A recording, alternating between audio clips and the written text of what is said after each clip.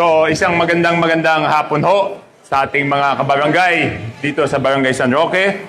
Of course, unang-una kay Father June Erlano, kay Engineer Janel Lucinario ng DPWH, sa ating Barangay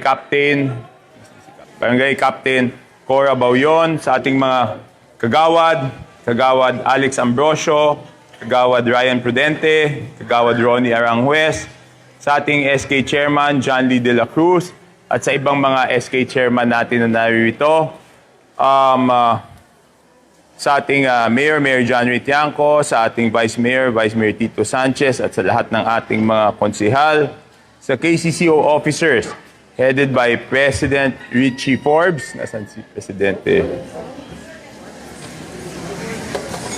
Kapalaran Riders Club at sa San Roque NHS SPTA, isang magandang hapon ho sa inyong lahat, no? So ako'y natutuwa na ngayon ay inauguration at blessing natin nitong multipurpose building natin dito sa Kapalaran, no? Kakagaling lang po namin doon sa Pantay-Pantay at sa mga susunod na panahon may matatapos pa rin po doon sa S. Roldan, doon sa Wawa, dito sa Bacog.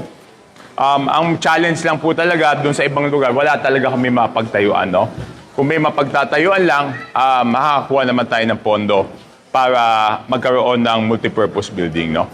So itong multipurpose building, hindi lang po pang sports ng mga kabataan, ito rin po ay para sa iba't ibang pangangailangan ng ating mga kabarangay dito sa Barangay San Roque. So sa inyong lahat, congratulations po at mabuhay po kayo lahat.